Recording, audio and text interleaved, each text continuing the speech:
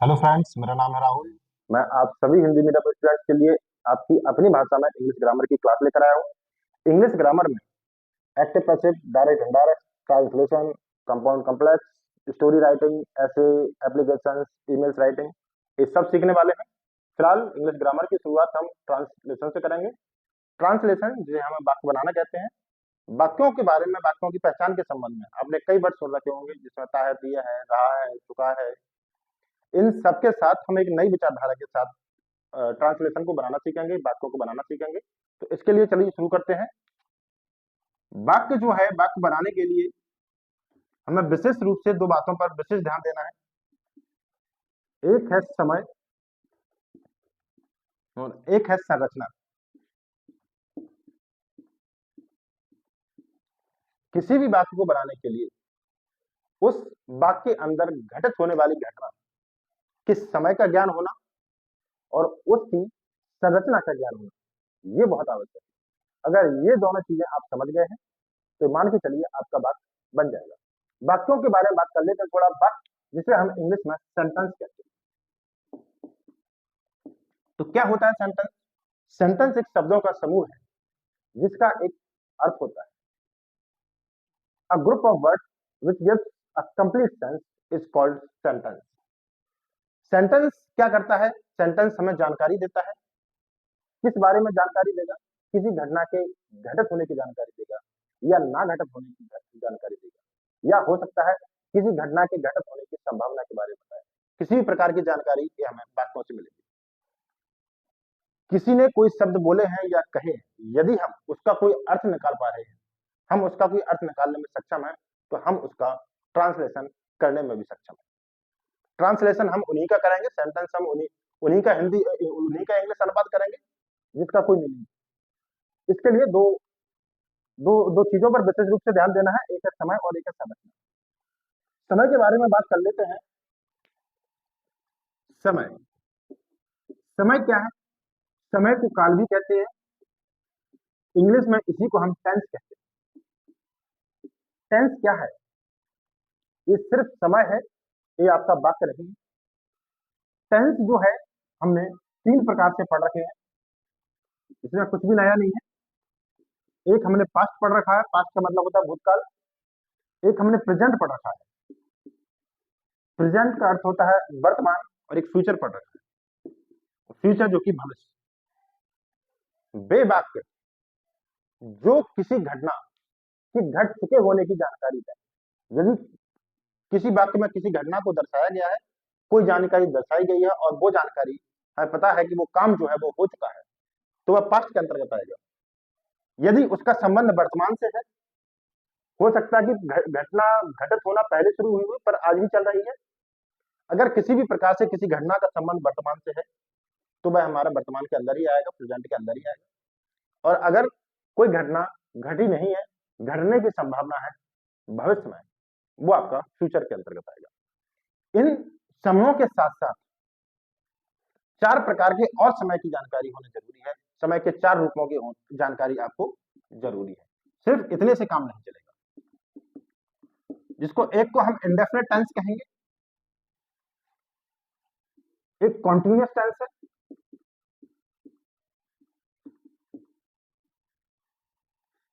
एक परफेक्ट,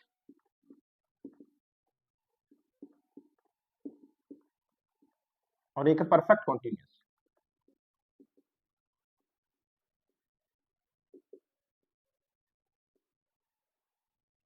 इनकी जानकारी जरूरी है। इंडेफिनिट टेंस क्या है? इंडेफिनिट का अर्थ होता है अनिश्चित। इंडेफिनिट का अर्थ क्या होता है? अनिश्चित। और टेंस का अर्थ होता है समय।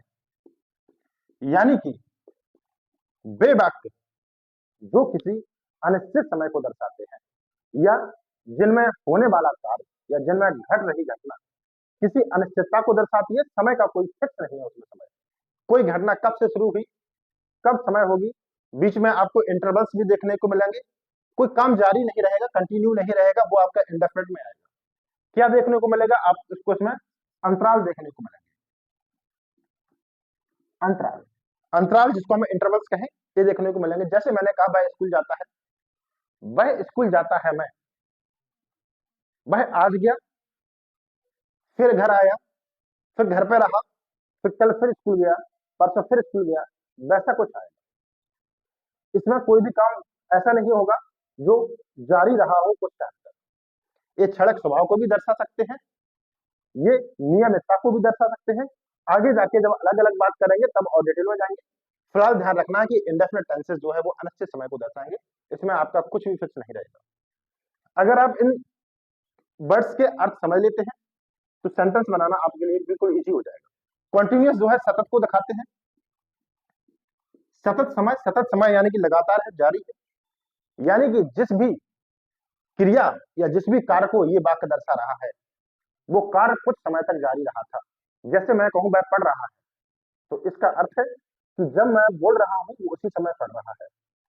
पढ़ने में उसका सोना शामिल नहीं है। ऐसा नहीं है कि 1 घंटा पढ़ा और सोने चला गया फिर दूसरे घंटा पढ़ा, उसको हम पढ़ रहा है नहीं कहेंगे। पढ़ रहा है उसी को कहेंगे जो टेबल पर बैठा हुआ है बाकायदा और वो पढ़ाई उसकी जारी है। वह पढ़ रहा था, जब किसी ने उसको देखा और उसके बारे में कुछ बताया तो उस समय वो पढ़ ही रहा था, उसकी पढ़ाई जारी थी। परफेक्ट टेंस की अगर हम बात करें, परफेक्ट टेंस जो है पूर्ण समय को दर्शाता है। यदि कोई बात किसी घटना के पूर्ण हो जाने की जानकारी दे तो वो परफेक्ट के अंतर्गत आएगा। पूर्ण हो जाने की जानकारी दो तरीके से होती है। जैसे वर्तमान में पूर्ण क्या हो, जैसे अगर मैं कहूं उसने पढ़ लिया है या उसने पढ़ लिया था, तो दोनों में ही काम पूरे हो चुके हैं। पर पढ़ लिया है और पढ़ लिया था, दोनों में डिफरेंस है। पढ़ लिया है का अर्थ है कि जब मैंने उसको देखा तब वो पढ़ के जस्ट उठा था, वो पढ़ चुका था। हो सकता 5-10 मिनट की बात हो, घंटे 2 घंटे की बात हो, लेकिन पढ़ लिया था का अर्थ है कि कोई काम उसने किया उसके पहले वो ये काम कर चुका था। परफेक्ट कॉन्टिन्यूअस की बात करें, ये भी सतत को दिखाएगा,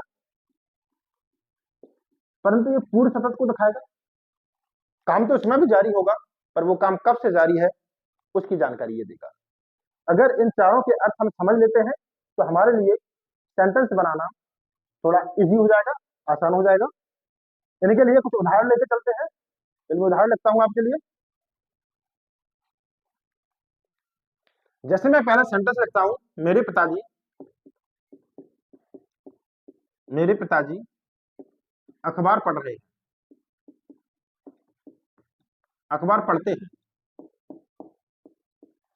और दूसरा में मैंने लिखा मेरे पिताजी अखबार पढ़ रहे हैं। तीसरा मैं लिखता हूं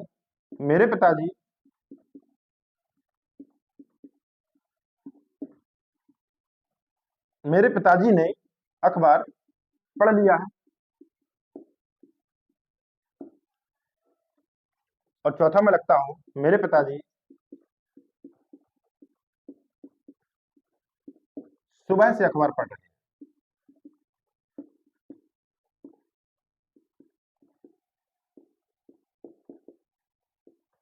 तो सारे सेंटेंस जो है वो प्रेजेंट समय को दिखाते हैं, प्रेजेंट टेंस को दिखाते हैं, परंतु समय के किस रूप को दिखाएंगे इसमें देखिए आप। मेरे पिताजी अखबार पढ़ते हैं, इसका मतलब है, इस सिर्फ आपको जानकारी दी है, ये जो है पिताजी की नियमितता को दर्शाते हैं कि डेली अखबार आता है, मेरे पिताजी पढ़ते हैं। किस समय पढ़ रहे हैं उसकी जानकारी नहीं है, कितना समय ले रहे हैं उसकी जानकारी नहीं है, क्या पढ़ते समय कुछ और नहीं कर रहे हैं उसकी जानकारी नहीं। पर इसमें देखिए मेरे पिताजी अखबार पढ़ रहे हैं, इसका मतलब है जब भी आपने पिताजी को देखा है, जिस समय के लिए वाक्य बोला गया है उसमें उन्होंने पढ़ना जारी था। वो अखबार पकड़ के इसमें बैठे हुए हैं, इसलिए हम कह रहे हैं वो पढ़ रहे हैं। ये पढ़ लिया है का क्या है, जब मैं देखने गया पिताजी को वो उसको खत्म कर चुके, फिनिश कर चुके। पास्ट काम पूर्ण जरूर हो गया है, वो लगता है कि हमारा टेंस पास्ट का नहीं, लेकिन स्थिति वर्तमान की है, क्योंकि वही पिताजी है, वही मैं हूं। मैंने देखा कि वो पिताजी पढ़ चुके हैं, इसलिए मैंने बोल दिया कि उन्होंने उसका अखबार पढ़ लिया है। मेरे पिताजी सुबह से पढ़ रहे हैं, इस बात का अर्थ क्या है, इसमें क्या है, काम जारी इसमें है और इसमें काम कब से शुरू हुआ उसकी जानकारी है कि पिताजी ने सुबह से अखबार पकड़ रखा है और वो पढ़ाई करना उसका उनका जारी है। तो ये ऐसे हमें इनको अंतर पहचानना है, समय का अंतर पहचानना है। 2-3 सेंटेंस मैं और देता हूं। दूसरा मैं लिखता हूं, रानी लक्ष्मीबाई, रानी लक्ष्मीबाई अंग्रेजों के विरुद्ध लड़ी।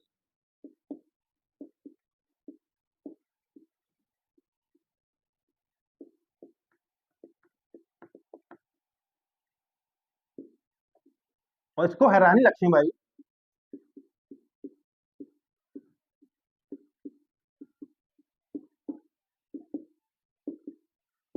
अंग्रेजों के विरुद्ध लड़ रही थी।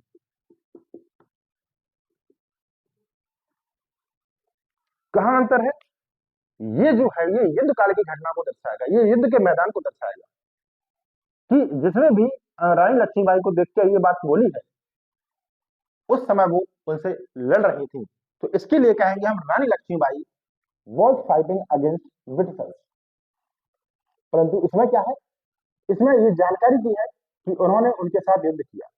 एक युद्ध नहीं किया, कई युद्ध किए, कई दिनों तक युद्ध चलते हैं, कई रणनीतियां बनाई जाती हैं।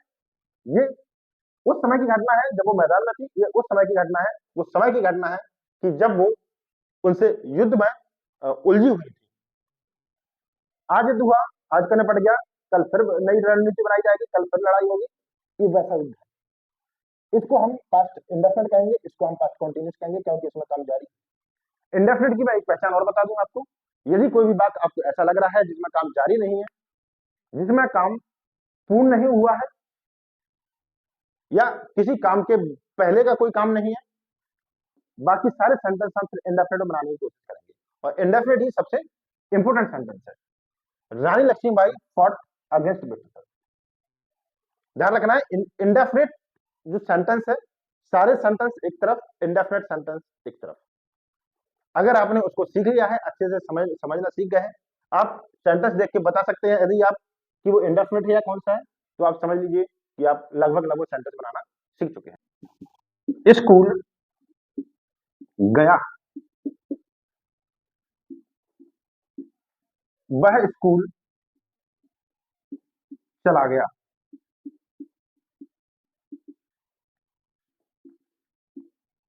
वह स्कूल गया है, और वह स्कूल जा रहा। इंग्लिश आपको दो तरीके से सीखनी है, एक टीचर्स को खुश करने के लिए, और एक समाज में इज्जत पाने के लिए। टीचर को खुश करने के लिए क्या है, टीचर को पता है कि पीछे आ आया है, आ आया है पीछे, तो वो कहेगा ये पास्ट इंडेफिनिट है।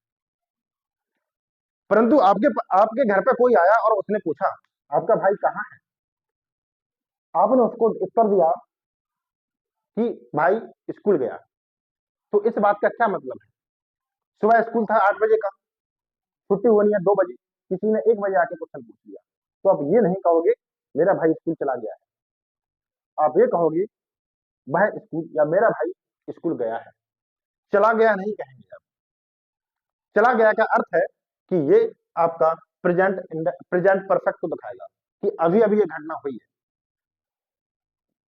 ये जो है ये भी एक प्रेजेंट इंडेफिनिट है, ये तो आप पहचान से भी देख सकते हैं इसको। तो ये जो है ये उस घटना को दिखाएगा कि ये उपस्थिति को दिखाएगा कि my brother is in school, ये ऐसे दिखाएगा। अगर आप इसको कह दो my brother went to school,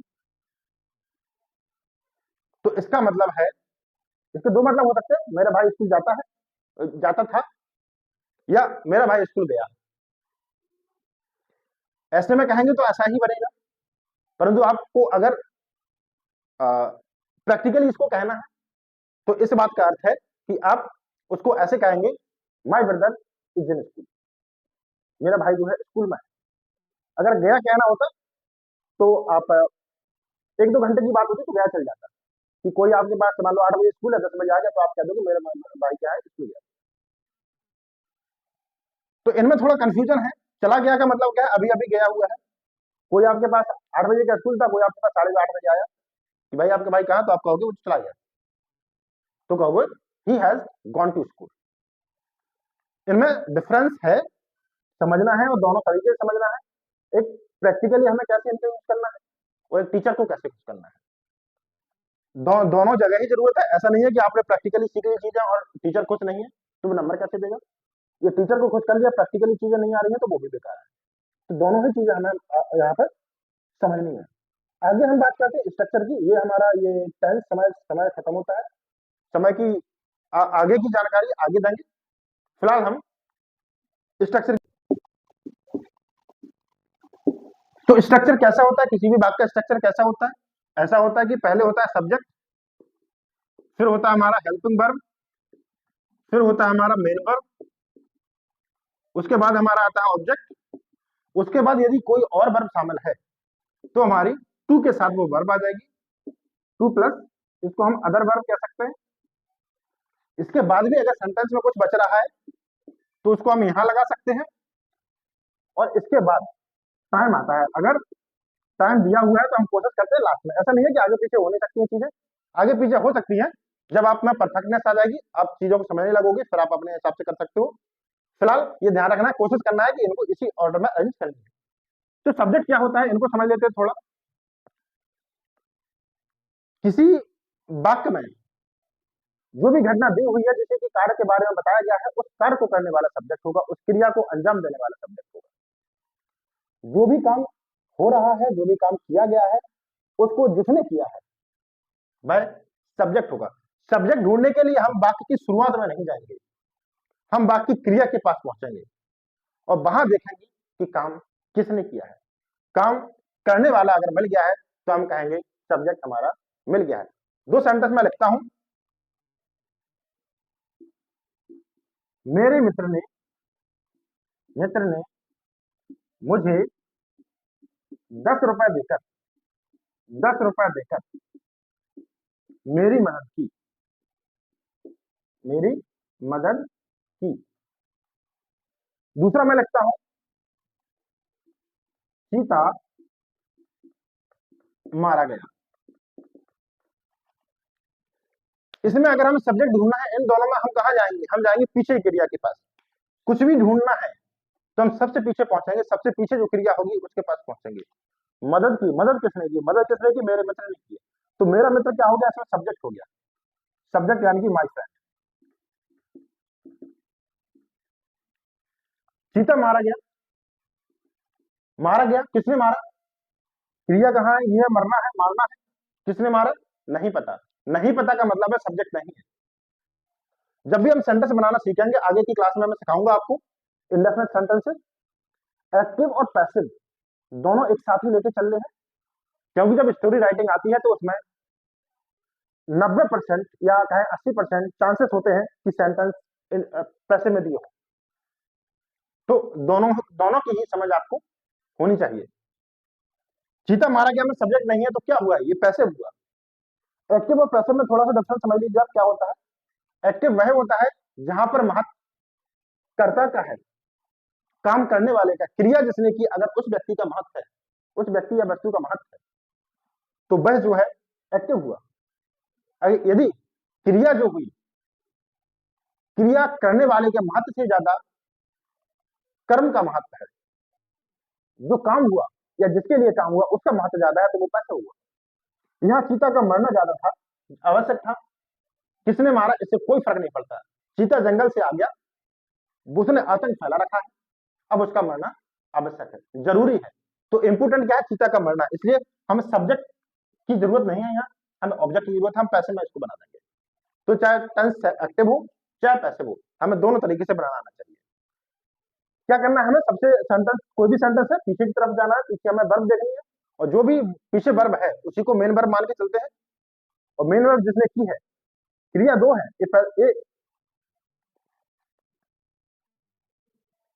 हाँ, ये देना भी है। देना जिसको हम गिव कहते हैं, ये भी क्रिया है, ये भी क्रिया है। दो तरीके की क्रिया है, लेकिन ये मेन वर्ब, इसको हम अदर वर्ब कहेंगे, कोई अन्य क्रिया कहेंगे। तो मेन क्रिया जो है उससे हम देखेंगे, उसने उस क्रिया को जिसने अंजाम दिया है वो आपका सब्जेक्ट बन जाएगा। हेल्पिंग वर्ब क्या होता है? हेल्पिंग वर्ब होता है मदद करने वाली क्रिया। हेल्प माने मदद होता है, वर्ब माने क्रिया होगी आपकी। तो हेल्पिंग वर्ब क्या है? मदद करने वाली क्रिया। किसकी मदद करेंगे? मेन वर्ब की मदद करेंगे। इसमें क्या आता है? इज हमारा आएगा, वॉजवर आएगा, डू डज आएगा, डू डज, डिड आएगा, हैज हैव आएगा, हैज हैव हैड आएगा, विल शैल। ये सारी चीजें किस में आएंगी? हेल्प वर्ब में आएंगी। क्या करेंगे? ये मेन वर्ब की मदद करेंगे। कैसे करेंगे? सेंटेंस को पहचानने में मदद करेंगे। सेंटेंस किस रूप का है? प्रेजेंट इंडेफिनिट है, पास्ट इंडेफिनिट है, कॉन्टिन्यूअस है, कौन सा कॉन्टिन्यूअस है, उनको पहचानने में मदद करेंगे। मेन वर्ब क्या है? मेन वर्ब मुख्य रूप से जो काम हुआ है उसको हम मेन वर्ब कहेंगे। ये भी अपनी फॉर्म के हिसाब से लगता है, कभी कभी फर्स्ट फॉर्म आती है, सेकंड फॉर्म आती है, थर्ड फॉर्म आती है, इनकी भी अलग अलग फॉर्म है। कौन सा टेंस है, किस समय के स्वरूप को दर्शाता है, उसके हिसाब से हम इसकी भी मेन वर्ब लगाएंगे। ऑब्जेक्ट क्या है? जो काम हुआ है या जिसके लिए काम हुआ है। दो तरीके के आपको ऑब्जेक्ट मिलते हैं, हो सकता है दोनों ही शामिल हो सकता है एक शामिल हो। जो काम हुआ है और जिसके लिए काम हुआ है उसे हम ऑब्जेक्ट कहेंगे। जैसे इसमें देखिए, मेरे मित्र ने मुझे 10 रुपए दिए, 10 रुपए देकर मेरी मदद की, तो परिणाम क्या हुआ इसका?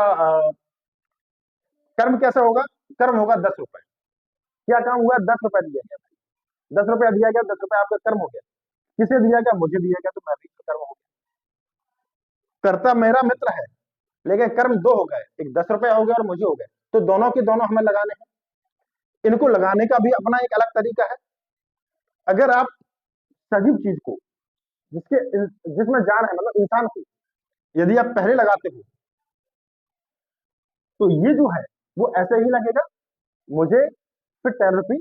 जैसे आगे जाके मैं बात करता हूँ, इसको मैं चलो बना देता हूँ। माई फ्रेंड हेल्प मी। मैंने ऑब्जेक्ट में क्या लिया? मैंने ऑब्जेक्ट में लिया सजीव इंसान लिया पहले। क्रिया रह गई थी,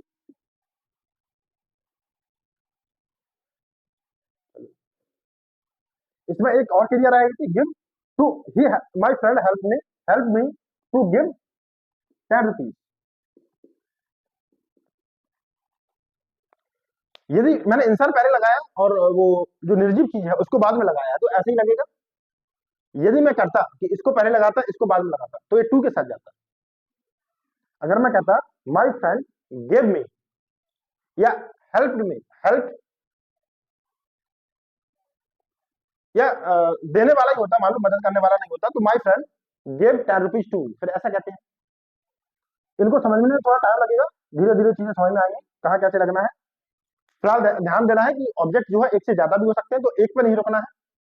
देखना है कि क्या काम हुआ है और किसके लिए काम हुआ है। इन दोनों ही चीजों को आपको समझना है। अदर वर्ब में जैसे कि ये था, देना था, कहां से देखेंगे? वर्ब यहां से देखना शुरू करेंगे। जो पहली जो वर्ब आई उसको मेन वर्ब कहेंगे, उसके बाद हम अन्य वर्ब इनको कहना शुरू करेंगे। समय अगर कोई दिया है तो उसको हम लास्ट में लेंगे। इसमें कुछ और चीजें समझते हैं। जैसे वर्ड आया है मेरा, क्या है ये? या मुझे। इसकी मीनिंग कब कैसी बननी है? जैसे मेरे की मैंने माई बनाई है और मुझे की मैंने मी बनाई है, तो इनकी मीनिंग कब कैसी बननी है उनका भी आपको समझ होनी चाहिए। एक वर्ड अपना भी आता है बीच में, ये वर्ड्स आपको बार बार परेशान करेंगे, इसलिए इनको आज ही खत्म कर लेते हैं। इनकी मीनिंग समझने के लिए कुछ केसेस समझ लेते हैं। केसेस जिनको हम कहें कारक। क्या होता है? सब्जेक्टिव केस होते हैं कुछ, पजेसिव केस होते हैं और ऑब्जेक्टिव केस होते हैं। इसको हम कर्ता कारक कहेंगे, इसको हम अधिकार कारक कहेंगे, इसको हम कर्म कारक कहेंगे। कर्ता कारक का क्या मतलब है? यदि कोई भी वर्ड आया है, कोई भी सर्वनाम आया है, जो माई मी और ही सी है, ये सब सर्वनाम है, आगे जाके बात करेंगे कभी। ये जो भी ये आए हैं, यदि उनने किसी कर्ता का स्थान लिया है तो उसकी स्पेलिंग इन्हीं के हिसाब से बनेगी। यदि वो किसी पे अधिकार दिखा रहे हैं तो इसके हिसाब से बनेगी, और यदि उनके लिए कोई काम हुआ है तो इसके हिसाब से बनेगी। जैसे मैं कहता हूं आई, आई क्या होता है? मैं होता है। हिंदी में वर्ड्स क्या आया उस पर ध्यान नहीं देना है। मैं आया, मुझे आया, मेरा आया, या किसी और भाषा में किसी ने बुंदेलखंड में कोई कह दिया वर्ड, तो उस पर ध्यान नहीं देना कि क्या कहा उसने। ये ध्यान देना है कि क्रिया को क्या मैंने किया है, काम को क्या मैंने अंजाम दिया है। अगर काम को मैंने अंजाम दिया है तो उस वर्ड से मीनिंग आई बनेगी। जो भी उसमें कुछ मेरा दिया हुआ है तो देखना है कि क्या उस पर मेरा ही अधिकार है। अगर उस पर मेरा अधिकार है तो उसकी माई बनेगी, और जिस वस्तु पर अधिकार है वो वस्तु साथ में आएगी। माई कभी अकेला नहीं बनेगा। जैसे उसने मुझे अपनी किताब दी तो मुझे की क्या होगी? नहीं नहीं, मैंने उसे अपनी किताब दी, तो यानी कि माई बुक। किताब किसकी थी? मेरी थी। वही अपना की होती है और वही मेरी की होगी। अपना ध्यान रखना है। अपना क्या है? क्रिया को जिसने किया। यदि वाक्य में अपना भी आया है तो उस अपने की स्पेलिंग उस कर्ता के हिसाब से बनेगी। यदि काम मैंने किया है तो अपना की स्पेलिंग क्या बनेगी? माई बनेगी। और मेरा की स्पेलिंग तो माई होती ही है। अगर कोई काम मैंने किया है या कोई चीज मेरी है, my book, my cycle, my car, या अपना है, मैंने अपनी कोई चीज दी किसी को, तो भी मैं उसको माई ही कहूंगा। क्यों? काम करने वाला कौन? मैं हूं। मैं काम करने वाला हूं तो अपना की फिर माई आएगी। और ध्यान रखना कि माई को कभी अकेला नहीं लगाना। उस वस्तु को साथ में लेके आएंगे जिस वस्तु के लिए माई आया है। इसके बाद अगर मैं ऑब्जेक्ट में आया हूं, मेरे लिए कोई काम हुआ है, तो उसकी फिर मैं मी बनाऊंगा। जैसे बी होता है, बी का मतलब हम होता है। यहाँ पे क्या आएगा? अवर आएगा। और प्लस में लगा दे रहा हूँ क्योंकि अकेला नहीं आएगा, हमारा लेके आएगा, हमारा या अपना। काम अगर हमने किया है फिर अपना आया है तो अवर आएगा। काम हमने किया है साथ में हमारा है। काम काम किसी ने किया हो, अगर हमारा वर्ड तब तो आपकी अवर ही आएगी। ये मेरा को दर्शाएगा, ये हमारा को दर्शाएगा। अगर कोई चीज हमारी है, हमारा है, तो अवर आएगी। लेकिन अपना वर्ड के लिए भी अवर आ सकती है। कब आ सकती है? अगर काम हमने किया हो, बी ने किया हो। और यहाँ पे अगर ऑब्जेक्ट की जगह आया है तो हम एस लगाएंगे इसको। सेम कहानी यू। यू की योर होती है और यहाँ पर यू ही आएगी। इनको ध्यान रखना है, इनको कभी अकेला नहीं लगाना है। ऐसा नहीं है कोई माई लेके छोड़ा है या मेरे की माई बना दे, नहीं। अगर काम मैंने किया है तो आई बनेगा, मेरी कोई चीज है तो माई बनेगा, और माई के साथ वो वस्तु आएगी। ही होता है, ही क्या है? कोई लड़का है। किसी जानवर को भी हम ही कह सकते हैं, बस उस जानवर को देख के पता चल सके कि वह लड़का है या कि वो मेल है या फीमेल है। यदि कोई भी जानवर, इंसान, जो हम दूर से देख के कह सकते हैं जिसको कि वो मेल या फीमेल है, अब उनकी ही और सी बनाते हैं। यदि नहीं कह सकते तो उसकी इट बनाएंगे। जैसे कोई छोटा बच्चा है, उसकी क्या बनाते हैं? इट बनाते हैं। कोई छोटा पक्षी है, उसकी क्या बनाएंगे? इट बनाएंगे। क्यों बनाएंगे? क्योंकि हम मेल या फीमेल को हम दूर से देख के नहीं कह सकते उसको। ही क्या है? ही की हमारी हिज बनती है और फिर हिम बनती है। हिज हमारा पजेसिव केस रहेगा, अधिकार वाला केस रहेगा, ये अधिकार को दिखाएगा। कोई चीज उसकी है अगर, एक क्या है? उसकी है। उसका, उसकी जिसको हम कहते हैं वो हिज है। ये तुम्हारी है, ये आपकी है। यह है तुम्हारी या आपकी, तुम्हारी या आपकी। ये क्या है? उसका उसकी में आ गया। कोई चीज उसकी है तो ये है। और अगर अपना वर्ड आया है और काम उसने किया है तो भी इसकी हिज ही बनेगी। उसने अपनी किताब किसी को दे दी तो भी हिज बुक ही कहेंगे। क्यों कहेंगे? क्योंकि काम किसने किया है? उसने किया है, इसलिए। सी लड़की के लिए आता है। लड़की अगर बॉय है तो सी लगाएंगे, सी को हम हर कहेंगे और यहाँ पर भी हर कहेंगे। इसके बाद इट की बात करते हैं। इट क्या है? निर्जीव वस्तु को दिखाएगा। जिसमें जान नहीं है उसको हम इट कहेंगे। या फिर कोई भी ऐसा व्यक्ति या वस्तु जिसको हम दूर से कहेंगे, उसका लिंग नहीं बता सकते हैं, मेल या फीमेल नहीं बता सकते हैं, उसको हम इट कहेंगे। पजेसिव केस में इट्स कहते हैं इसको। इट्स प्लस आएगा या यहाँ पे इट आएगा। अगर बहुत लोग हैं तो उसको दे कहेंगे। दे की वैसे बे होता है या उन्होंने होता है। दे पे भी थोड़ी सी और बात कर लेते हैं। पजेसिव केस में इसको देयर कहते हैं। अगर कोई चीज उनकी है तो देयर हुआ, और कोई काम अगर उनके लिए हुआ है तो यहाँ पे डैम हुआ। दे और ही, इनको ही और सी और दे की बात कर लेते हैं थोड़ी सी। दे जैसे मैंने कहा कि बे के लिए आता है और उन्होंने के लिए आता है, लेकिन ये हमेशा जरूरी नहीं। कभी बे या उन्होंने वर्ड्स आपको देखने को मिले हिंदी में तो आप देखोगे वो इंसान कितने हैं। जैसे मैंने कहा कि सुभाष चंद्र बोस ने भारत को आजादी दिलाई, वो एक महान व्यक्ति थे, वे एक महान व्यक्ति थे। तो वे किसके लिए, कितने लोगों के लिए आया है? वे आया है केवल सुभाष चंद्र बोस के लिए। तो उस केस में हम वे की ही बनाएंगे। उन्होंने भारत को आजादी दिलाई तो उन्होंने उन्होंने कितने लोगों के लिए आया है? सुभाष चंद्र बोस के लिए आया है, तो फिर हम ही बनाएंगे। दे नहीं बनाएंगे। दे कब बनाएंगे? तब व्यक्ति एक से ज्यादा हो। इस बात को बिल्कुल ध्यान रखना है, इसमें काफी लोग कंफ्यूज रहते हैं। एक और कह सकते हैं हम, नेम कह सकते हैं। कोई नेम आया है, उसके लिए उसके फिर उसका उसकी आया है, कुछ आया है, तो नेम में देखना कि लड़का है या लड़की है। अगर लड़का है तो यहाँ पे आपका हिज बन जाएगा, और लड़की है तो यहाँ पे हर बन जाएगा। और यहाँ पर भी सेम कहानी है, हिम है और हर है। यदि उसी जो भी नाम आया है, अगर उसकी कोई चीज दिखानी है, मुझे दिखाना है कि राम की कोई चीज है, तो फिर अपॉस्ट्रोफी एस चलता है। उसके बारे में आगे जाके बात होगी, क्योंकि उसके भी कुछ केसेस अलग है। तो फिलहाल आज के लिए इतना ही। कल हम इंडेफिनिट टेंसेस की बात करेंगे। इंडेफिनिट में past indefinite, present indefinite, future indefinite, सबको एक साथ ही समझेंगे। और एक्टिव और पैसिव, उनको एक साथ ही समझना है, ये बहुत जरूरी है। क्योंकि बच्चा जो है वो एक्टिव बनाना सीख जाता है। और पैसिव हिंदी मीडियम स्टूडेंट्स को लिए कैसे सिखाया जाता है, मैं आपको बताता हूँ।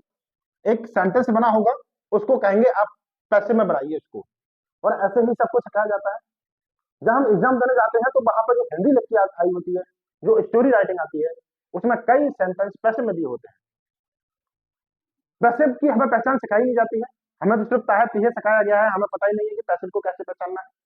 और वहां पर फिर हमसे स्टोरी राइटिंग नहीं बनती है। तो इस चीज का ध्यान रखना है कि हमें एक्टिव पैसिव हिंदी में सीखने हैं, कि दोनों को कैसे पहचाना जाए। ठीक है दोस्तों, आज के लिए बस इतना ही। कल मिलते हैं नेक्स्ट क्लास में।